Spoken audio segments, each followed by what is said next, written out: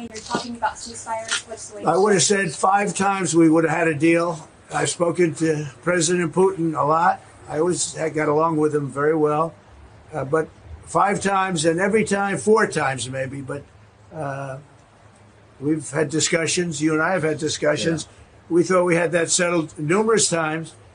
And then President Putin goes out and starts launching rockets into some city like Kiev and kills a lot of people in a nursing home or whatever. You have bodies lying all over the street. And I say that's not the way to do it. So we'll see what happens with that. I'm very disappointed. I'm disappointed in President Putin. Very disappointed in him. So we're going to have to look, and I'm going to reduce that 50 days that I gave him to a lesser number because I think I already know the answer what's going to happen. I'm going to make a new deadline of about 10 or 12 days from today. There's no reason in waiting. There's no reason in waiting. It's 50 days. I want to be generous, but we just don't see any progress being made. So what I'm doing is we're going to do secondary sanctions unless we make a deal. And we might make a deal. I don't know. You don't know.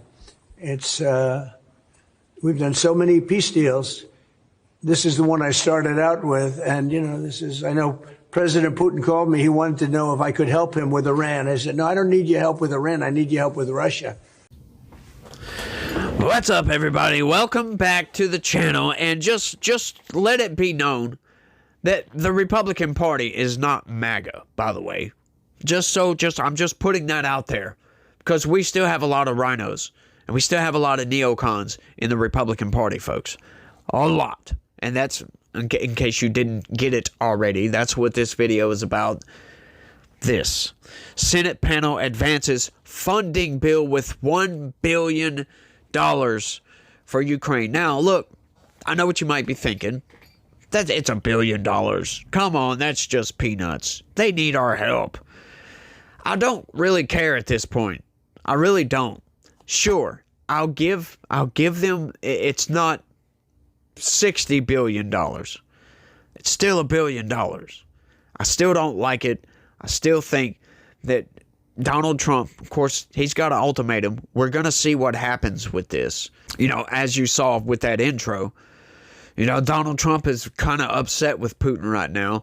And like I said before, I said this in a video like a week or two ago, I think Putin he can't find his off-ramp. He's just barreling down the damn war highway right here, and he just doesn't see an off-ramp. Because, once again, I think at this point, my point has been proven that he just wants that land bridge. And that's it. That's it. He hasn't advanced his troops. He most certainly could.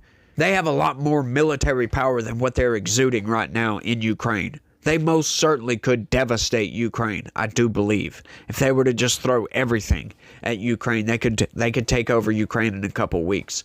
Now, I know that's what a lot of experts said was going to happen, but did we see that? No, we didn't see that. We saw some fierce, kind of intense fighting there at the beginning. You know, they came in, fortified themselves, and they've been there ever since. Those lines, relatively speaking, have not changed a single bit. You know, we had Ukraine go into the Kursk region there for a little while. But they left because there was supposed to be a ceasefire deal. Let's get into this before I ramble on for too long. The Senate Appropriations Committee advanced legislation Wednesday that provides approximately $1 billion in security assistance for Ukraine. The funding was included in the fiscal 2026 defense appropriations legislation totaling $852.45 billion. The Ukraine measure was pushed by, guess who?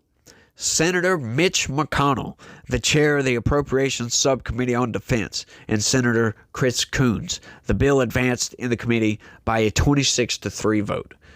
So I assume the 3 Republicans didn't vote for this. I'm going to assume it was Republicans because I know there's a lot of Republicans that really do not like funding of war. They're really more of America first. Let's put ourselves first. You know, look, I said, you know, during the Biden administration that I can't stand this. I don't like the funding because they're not trying to sow any sort of peace whatsoever. Joe Biden just wanted to fund Ukraine into oblivion until the last man. To me, That's utterly despicable. For them to just throw people into a meat grinder is insane, if you ask me. It's psychotic to just do that. And funding that, now that's even more insane, if you ask me. But at this point, look, Donald Trump has made I don't know how many attempts. He's been attempting to sow some sort of peace in Ukraine ever since he came into office. So, at this point, I don't like funding of war, but at least, at the very minimal, he's trying to sow peace. He's trying to work out some sort of a deal. They brokered a ceasefire for 24 hours, and then that was it. Then it was over. Boom. It was done. I mean, that's some movement, but right now Putin is just playing dictator, if you will, and he's not coming back. I don't get it. I think because Zelensky does not want to give up any land. He wants all of that land back, and at this point, I really don't think that's going to happen. Russia is too heavily entrenched into that area for them to give up so easily. But that's just me. I think peace could go forward if Ukraine allowed Russia to keep that land. But, that would be capitulating at their point, and I understand totally why they don't want to do that. But that might be the only way to peace at this point, because we cannot just keep funding a war. Eventually, Ukraine's going to run out of men to fight that war. And people are going to, they're going to run out of support, if you will. They're going to get tired of just constantly sending money into a pit. People will get tired of that. I think Russia knows that. But look what Donald Trump is doing. Right? Donald Trump is issuing sanctions, more sanctions. Well, I know, right? More sanctions. But the thing is, he's hitting them even harder with secondary sanctions. That means he's sanctioning anybody that Russia does trade with. Anybody that helps Russia. Sanctioning them too. That's not it, though. He's putting 100% tariffs on Russia. Anything coming from Russia. He just signed, and secondary tariffs as well. He's tariffing any countries that trade with Russia. So that's another economic lever that Donald Trump is pulling. Right? Donald Trump is putting the maximum amount of pressure on Vladimir Putin right now. And that's where we need to be. I don't think we need to be funding this thing. It's only $1 billion, so I'm not going to whinge about it too much. I still don't like it, but at least I can say it's not 60-something billion dollars like it was under Biden. I mean, we funded up to almost $200 billion to Ukraine, which is nuts. Absolutely freaking nuts. Let's keep going because I'm just rambling at this point, y'all. It includes $800 million in security assistance for Ukraine and $225 million in security assistance for Baltic countries. Coons told reporters earlier that the funding for the Baltics, Lithuania, Latvia, and Estonia, is likely to go toward those countries' support for Ukraine, saying the total for Kyiv can be viewed as $1 billion. The Secretary of the Army rightly calls Ukraine the Silicon Valley of warfare. Oh, that's going to be a new talking point, by the way, y'all. The Navy considers the maritime fight between Russia and Ukraine as the Black Sea Battle Lab and recognizes the need for rapid innovation, McConnell said at the committee's meeting Thursday. That makes absolutely no sense. You mean to tell me that you're going to send all of this money into Ukraine, because we need to test weapons? You mean to tell me we can't test weapons? I understand. Look, the battlefield is the best place to test weapons. But there's a vast difference by just sending $1 billion to Ukraine and then, sending them a few items for testing. That's very, very different. Plus, we procure all of our military equipment, bullets, everything, supplies, all of that, from private corporations. How come those private corporations aren't funding their own research? Look, I get it. Once again, it's because the government is going to exclusively buy all this stuff, right? Look, I get that. But why do we need a $1 billion package for testing in Ukraine? Once again, if it was just that, I really wouldn't complain all that much. Even though it's $1 billion. But look, the result of some of this testing is a dead soldier on the other side of the world. That's where I have a problem with this, folks. And, it's inhumane, if you will. Like, in any instance, anywhere in the world, would it be okay if, I don't know, a pharmaceutical company was testing a new drug, and let's say humans were involved, and you're probably going to die if you take this drug. Do you think that we would say, oh, well, that's fine, they can do that? They were going to die anyway, at some point. Do you think we would go there? Do you think people would be okay with this? That's where our heads need to be on this. If it's testing, it's actual wartime testing. You're just assisting these people in death.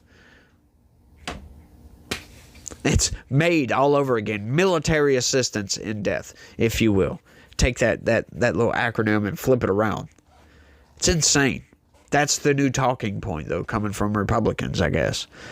But abandoning the foremost experts in drone warfare would be strategic self-harm. Oh, now they're claiming it's self-harm. Oh, we're harming ourselves. As if we couldn't test these things outside of Ukraine. It's insane, some of the arguments that they come up with and excuses. It's not arguments. It's all excuses. Shutting off engagement with Ukraine would undermine our military's efforts to prepare for the modern battlefield. Like our friends on the Armed Services Committee, we are restoring funding for the USAI, Ukraine Security Assistance Initiative, and other security assistance programs that make America safer. Oh, now we got 3 talking points, y'all. Sending billions of dollars to Ukraine makes us safer for some reason, even though the war is on the other side of the world and we do not see any current threats from Russia to our homeland at all. But somehow, testing drone warfare in Ukraine is making us safer. As if, once again, they could not test this stuff in the United States. How did we ever get along without Ukraine? The funds for Ukraine proved non-controversial in Thursday's committee meeting, where partisan debates focused on topics such as President Trump's acceptance of a luxury plane from Qatar and his requested funds to retrofit it as Air Force One. Yeah, Democrats are still using that, by the way. Once again, and they did not say that, oh, well, they claim it's President Trump's airplane. It's not. It's not President Trump's airplane. Once again, it was a gift from the Ministry of Defense in Qatar to the Department of Defense in the United States. Has nothing to do with Trump. Don't let the corporate press fool you. They are lying about that. There's a bipartisan majority supporting Ukraine in the Congress, even if Trump and the MAGA movement argue against the U.S. sending military assistance to other nations. Yeah, it may be a majority in Congress, in the Senate, but maybe not in the House. But I can guarantee you the majority of Americans don't like sending money to Ukraine. I think there's broad enthusiasm for bringing this war to a just conclusion by sending billions of dollars over there. Once again, there's never been a war that will conclude simply due to just funding it. No, it will drag on indefinitely if you just continue to fund it until you run out of people. And then you're going to call that a conclusion? I guess it is a conclusion, but I mean, it's kind of a horrific conclusion if you ask me. But also broad awareness that means not peace at any price by strengthening Ukraine so that it is able to defend itself against what will almost certainly be either continued or renewed attacks by Russia, Coons told reporters Wednesday.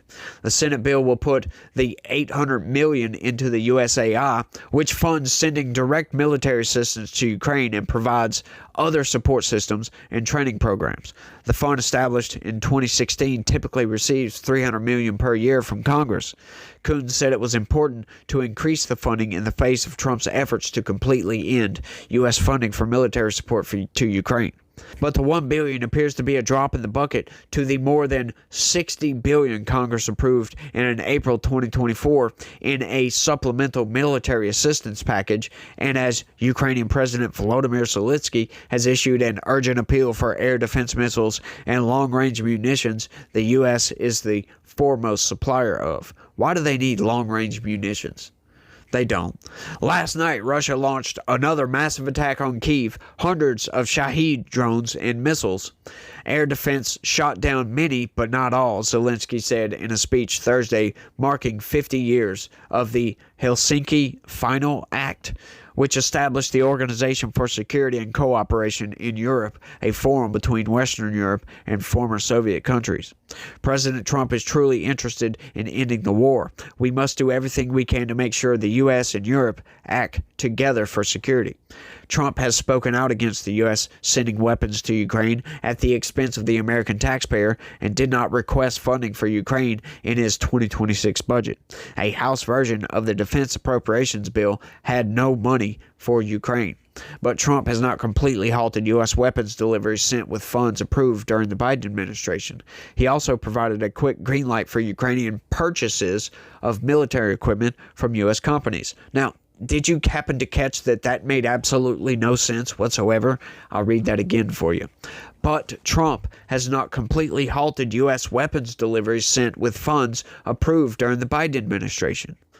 He's also provided a quick green light for Ukrainian purchases of military equipment from U.S. companies. What did those have to do with each other? He's obligated under the law, right? That was signed into law a long time ago. He's obligated to finish funding out that set of appropriations. He's obligated to send that out the door. There's not much he can do to rescind that. Not much. But what does that have to do with him authorizing purchases of weapons? Makes absolutely no sense. The corporate press, once again, I don't know. I don't understand the manipulation of the angle of manipulation there. Sorry. I really don't get it. He has also increasingly shown frustration with Russian President Vladimir Putin as the obstacle to a ceasefire and set a deadline of August 8th for Moscow to halt the fighting or face financial penalties. Earlier this month, Trump announced a deal for NATO to purchase U.S. weapons to send to Ukraine, a workaround from direct American support for Kyiv. The White House is reviewing the bill in the totality, an official told The Hill. That is right. So, hey, look, if Europe wants to buy weapons, I have no problem with anybody purchasing weapons from the United States. And if they want to buy those weapons and give those weapons to Ukraine, once again, I have no problem with that. None whatsoever.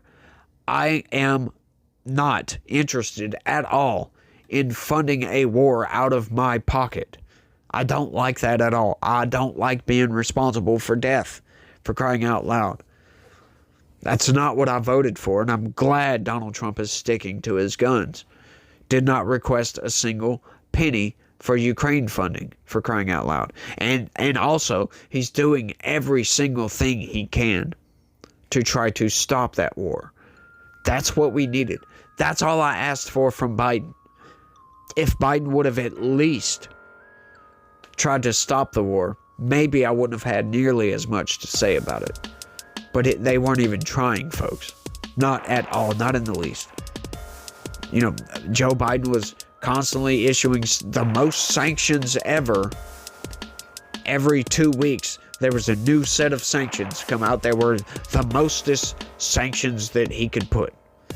For some reason, they expired every 2 weeks. I don't get that one. But not an ambassador, nothing ever went over there to try to sow some peace. Nothing. And, you know, Joe Biden kept getting on TV and calling him an evil dictator. How are you supposed to negotiate with a guy when you're over here railing against him constantly? How do you think that's going to go at the negotiating table? It's not going to go over very well. It's all fascinating, y'all, but I've rambled on for long enough. Y'all let me know what y'all think about all this down in the comment section. I don't think Donald Trump is going to sign this into law, but, you know, it is what it is. We'll see what happens. Y'all let me know what y'all think. That's all I got. I want to thank everybody for watching. Y'all try to have a good day. Stay legitical. Peace.